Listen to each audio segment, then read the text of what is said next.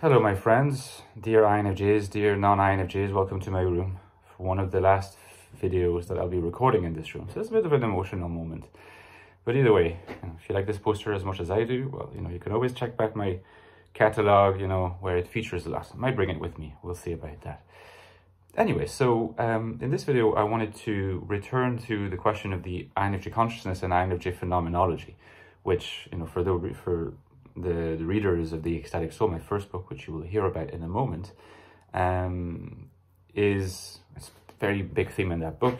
It starts from the premise that we can talk as much as we want about the INFJ and about the various cognitive functions and about this and that and what we relate to, what we don't relate to.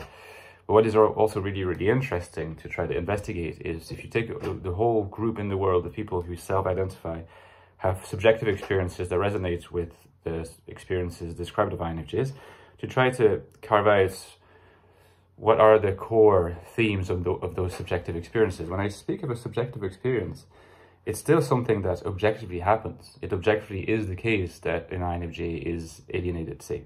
Alienation might be a subjective experience, but it still objectively happens, even though it's from the perspective of the subject, you understand? Exactly like saying, someone experiences melancholy, for example. Okay, I'm melancholy. It's a subjective experience, but it's objectively the case that you're melancholy. Okay, so that's an important distinction to make, because sometimes people are too quick to associate subjective with, not worth talking about. Whereas, like, if you have a science of subjective experiences, then you can objectively conduct an investigation into subjective states. And that's very, very important in defining what it means to be an INFJ. And a lot of the time, one way to identify whether someone is INFJ is, do they have these subjective experiences? And in my books, I try to explore what those subjective experiences are. Essentially, it's a lot of what I do is about that. And in this video, I wanted to explore maybe a new facet of that subjective experience that was not tackled in my books. And at the moment, I'm calling it spiritual unease. All right, spiritual unease. And I will tell you in a second, in fact, what I mean by this. But before I move on to my topic, since we've been talking about this book, that's the Ecstatic Soul. That's where I explore all of these themes in to open up the investigation into the INFJ consciousness and the subjective experiences of what people who identify as INFJs experience. So the Ecstatic Soul, less than $10, links below. You can get the ebook, which is very nice. It's a short book, but very, very full of content. And you can also get the paperback and the ebook, less than $10. Get it if you haven't got it yet. And the Infinite Castle, which is a more fictional, it's a book of fiction, but a lot of people have been saying that it's also an exploration of INFJ phenomenology, subjective experience and consciousness, and struggle with the modern world from, again, from a fictional perspective.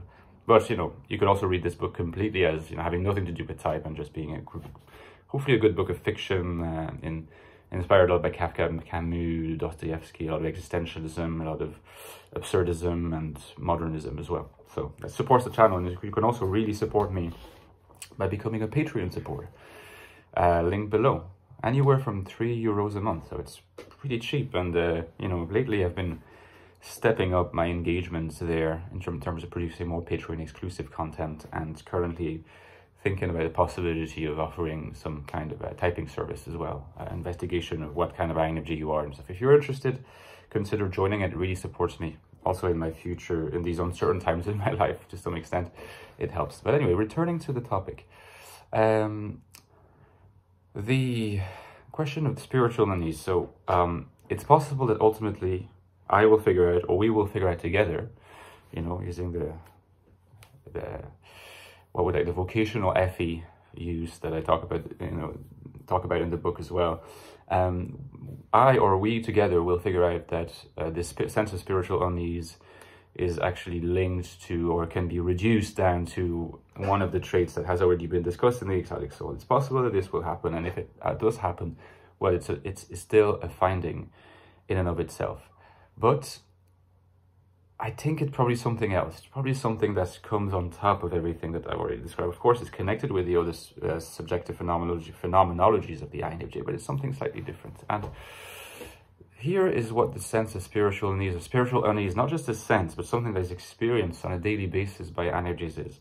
I think it's this sense that there is something off spiritually ethically, maybe religiously, but if you take religion in a really broad sense, you know, going beyond the established churches, in a sense, the sense of the higher, you know, I've been talking a lot recently in videos of higher times, of secularization. So if you've been watching those videos, you probably know what I'm talking about. I think INFJs are very attuned to a sense of the times, particularly through introvert intuitions, but introvert intuition putting them in touch with the much longer term through access to the archetypes. Even if this access is not completely conscious, it does inform conscious thinking, and it does inform, you know, their deliverances to themselves and other people. I think this unease or uneasiness has to do with the fact that, and that's why I call it spiritual, you know, this is what I need to kind of unpack a little bit, is that they sense in themselves an unease, not being very well, a little bit off, you know. What, if you like, in the hands of a very materialistic therapist, or very, you know, cognitive behaviorist therapist, probably would be described like something of a neurosis. Not a psychosis, I'm not going to go that far, but a neurosis that has to be fixed by doing whatever, you know, so that to be cured. I think that this sense of spiritual unease, it's not quite melancholy, it's not quite anxiety, it's not quite revolt, it's not quite sadness. It's this sense deep down that the way that they have to adapt to the world, first of all, you know, does not make them feel full. It tends to deflate them, but also that there is something that has to do with people's being often deflated or depressed in the world, does not really have to do with a matter of therapy, at least therapy in a medical sense. Or if it does, it's a limited sense. I think that INFJs are finely attuned to the idea that it is important to remain appreciative of the fact that there might be a spiritual dimension to this unease. It's felt as spiritual and it's defended as spiritual. So I'll give you an example. It's an example that I'm also borrowing from Charles Taylor's amazing book, The Secular Age. And by the way, I'm becoming pretty convinced that Charles Taylor is an INFJ.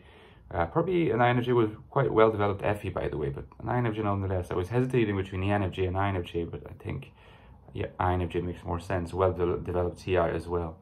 But Charles Taylor explains, you know, that if you like, if you're experiencing some kind of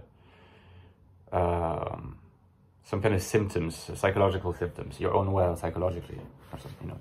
In the modern age, particularly in the modern West, but in the modern age, this will usually be seen through the lens of you have a health issue, right? You need a cure. And of course, there's been a lot of movements in modern times towards rehabilitating or legitimating the idea of mental illness, which is good to some extent, up to a point. It's really, really good to kind of legitimize the fact that you can have mental health issues and you can actually your employer will understand that you could get sick leave for that. It used not to be the case. That's a win. But at the same time, this medicalization of every ailment, every condition of, again, kind of melancholy condition, is something that in some sense deprives the vision that maybe there is a much higher moral, religious situation at work that needs fixing. Maybe the age is spiritually deflated, arid, and the unease that is felt doesn't really have to do with the person themselves. It's not that they are in need of fixing, in need of curing, but perhaps it's because this unease is actually the sign of a heightened sensitivity to what is going on. So instead of being something that needs to be fixed, instead of it being an ailment that needs to be cured, it's actually a perception of what is really going on. But the therapeutic medical age tends to replace this idea of a fine-grained perception of what is off with our age with something that is off-kilter in your mind and needs fixing. It's very perverse if you think about it. And I think, having interacted with a lot of INFJs and having thought about it quite a bit as well, I think that because INFJs are connected with the longue durée, as we say in French, you know, the long stretches of time through access to the unconscious content of the archetypes, they're able to have constantly at all times this much more expansive view, which allows them to develop this much keener sensitivity to what is really not that great about our age in terms of its sense of fullness, or the higher aspirations that it offers. Offers a lot of materialistic advantages, potentially for those who are good enough to get them. It offers a lot of therapeutic cures that, you know, are basically reduced to medicalization. But what about this sense of higher spiritual fullness that our age tends to view with suspicion? This is the spiritual unease that I think a lot of INFJs experience. And I think that probably the more an INFJ accepts, for reasons that we can understand, to adapt to the modern world and to just, in some sense, not give up on their innermost identity, but play it down, you know, in order to go on with the times because it's easier. You know? Might cause psychological impoverishments, but it's easier. I think the more you're going to be in that mode, the more you're going to actually experience as a compensation, almost in the Jungian term, a sense of spiritual unease. And there's another hypothesis that says that the more you give in to the basics of the modern world, the more you become insensitive, numb, and in fact you lose the sense of spiritual unease. So that's something that we can discuss together. But anyway, so that's my first sketch of this idea, spiritual unease. Please tell me in the comments if this is something that you understand, if this is something that maybe you feel, and if you think it makes sense. Look forward to your comments, and don't forget that you can support my Patreon page. Helps the channel massively. Only from €3 onwards. See you guys.